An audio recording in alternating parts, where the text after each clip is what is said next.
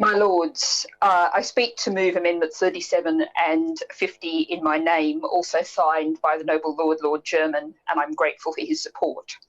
Also in this group is Amendment 51, tabled by the government, and I thank the Noble Lord, the Minister, for that. It's clear that the government was listening during the debate in committee stage, and I note that in the letter that the Noble Lord circulated this afternoon to interested peers, that the Noble Lord acknowledges the representations made by stakeholders on this issue. So I can only express my appreciation that we have seen movement from the government on this. I think this is also a demonstration of the usefulness of having a House of Review. Now, I wish to thank the General Teaching Council of Scotland, as I did at committee, for assisting me in the analysis, particularly of the differences between the government amendment and those that I had tabled.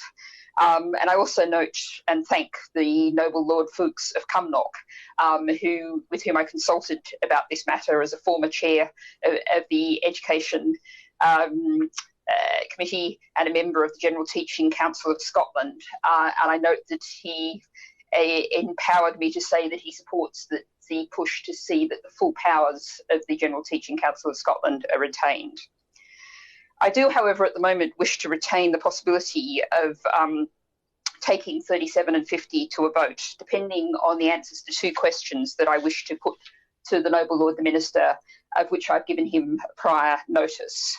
So those questions, first of all, perhaps the most crucial one of all is about the word school in the government's amendment. So I remind Noble Lords that the government amendment 51A says that the provisions, that is the mutual recognition provisions, do not apply to school teaching. Could the government confirm that it is intending that this be interpreted in a broad sense, so that it encapsulates any education institution in which teaching is delivered? The original amendments 37 and 50 refer to the teaching profession, which is obviously potentially a broader scope. And I note also that the Noble Lord, the Minister's letter circulated to peers, says that the government has tabled an amendment to remove the teaching profession from the recognition provisions. Now, clearly the teaching profession and school teaching are not necessarily the same thing, and I think it's crucial that we make this very clear. I'm not a lawyer, but I doubt that a letter from the Minister to members of your Lordship's House has a huge amount of legal standing. I think we need to get on the record precisely what the government amendment means. The second question is perhaps more technical, and that's a remaining question about the application of the mutual recognition principle and scope of the exclusions in Schedule 2, Part 1. I seek confirmation from the Minister that the above exemption would not be restricted by the provision in Schedule 2 covering, and I quote, services provided by persons exercising functions of a public nature or by a person acting on behalf of such persons in connection with the exercise of functions of a public nature. Now, teaching in local authority schools, which would constitute a service provided by a person exercising a public function, would appear to be covered by that. But obviously, education and teaching extends far beyond that. In particular, what about teaching in independent schools?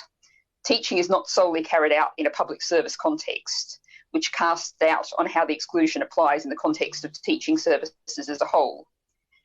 Given that the General Teaching Council of Scotland register is not employment-based, and the GTCS has no role whatsoever in where a registered teacher ultimately becomes employed, and indeed this often changes over the course of registration, it's important to know that the government's intention and the effect of the law is to cover all of these elements.